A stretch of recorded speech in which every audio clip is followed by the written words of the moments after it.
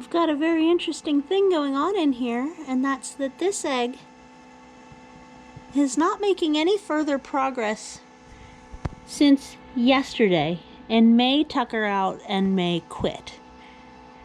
I'm keeping a close eye on it, and since I already have 7 baby birds, down here you notice I have notebooks on top. That is because they have a high heat requirement when they're tiny new babies, and that helps insulate just enough that it stays the perfect warmth that you see. They're now not all huddled together. They're spread out, which shows that they're comfortable.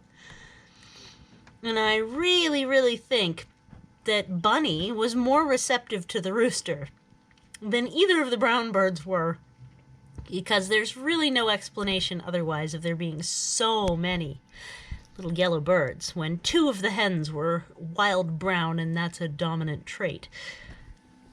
So I can tell from the zipper that started on this one that this is probably also another yellow bird. But it's hard to tell through here. There's a little opening in the egg right there. And every now and again, I hear a little peep come out of here. And if you knock it, eventually, there's that peep. Do you hear it? That's the egg baby. It either wiggles or it peeps at you when you knock the thing. Whoever lays speckles may or may not have been receptive to the rooster, because a lot of those are the ones that did not open. So the speckle egg layer seems to have a pretty high rate of not fertile eggs, if today is the final answer, but I have another 3 or so days to, hedge my bets. But since I already have 7 babies, I am strongly considering taking the risk, and I know it's a pretty big risk, of going ahead and trying to help the baby out of the egg. But that won't be till later tonight, when the baby's been trying for a full day.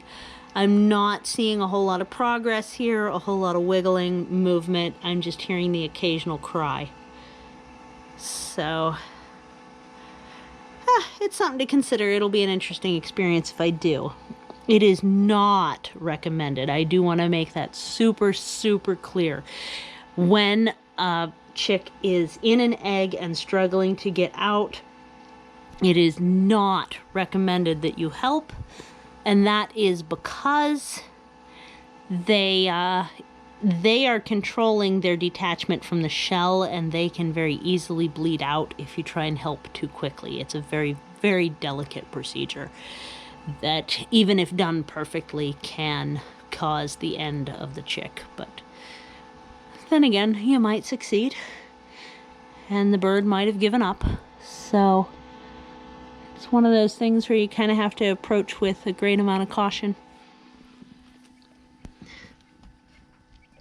And then down in here, we have all these very happy little babies. Trying to line you up between the cage wire that have all figured out how to drink water. I had taught the first 6 of them, and then since then they've been teaching each other.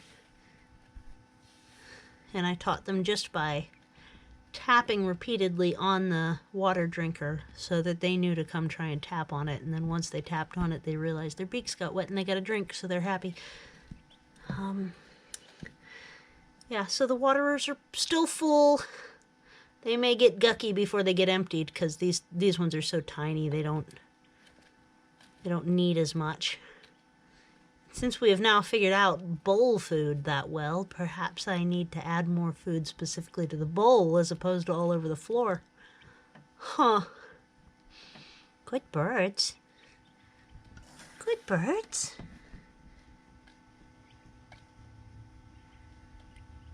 Happy little peeps.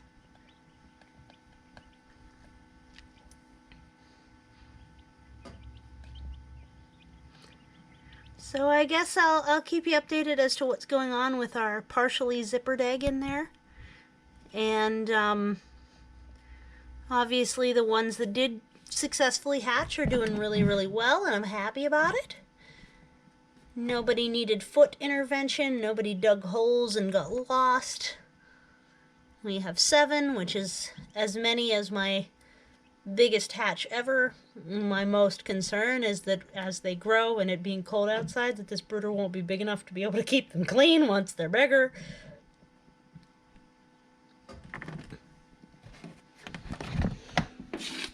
Let's see. And that's a wide mouth ball jar. Lid. Is you sleeping? Poke, poke. I waked you up. You sleeping. That's a wide mouth ball jar. Lid for scale. These are day-old babies, and they are tiny, tiny, tiny. Everybody's so small. Hey, sleeping. Wake up, sleeping. There you go. I waked you up. I waked you up. You done being awake. Night, night. They sleep like little sploots. Like, I splooted. I'm a little puddle of bird.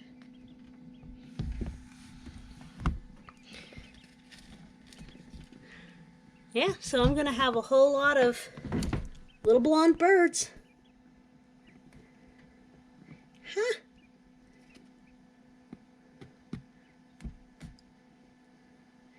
You gonna grow up big and strong? I think you are.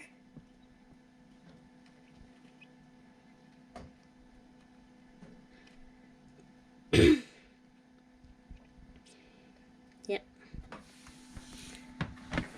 So the brooder is just Dremel tool cut around the edges, drilled holes, and then wire strapped on the piece of cage wire. And then because when they're brand new, they require 100-degree for the first at least several days, I'm putting the notebooks over top. And they're just happy as can be about it. So, I'm really hoping that this one will succeed on its own before bedtime, but I'm not seeing a whole lot of trying or a whole lot of movement, and I'm getting worried. And I'm getting curious as to what assisting a hatch would be like, so I guess that's part of what we're talking about here, is curiosity when I am having success, and it's not like every single bird has to be the precious. You know, I could actually take a risk and learn something. And hopefully save a bird that would have not made it. But if it's a bird that would have not made it, I want to be sure that that's probably the case before I try. Alright, everybody. Hope you're having a really good day. It's going to be a whole week worth of birds, birds, birds. And they are so stinking cute. So, let me know if you have any questions. These are Coturnix quail. 1 to 2 day old. I guess 1 to 1.5 day old, technically. And they're teeny tiny little things. Alright, talk to you soon. Thanks so much for visiting the cliffside. This is Permaculture. Take care. Bye.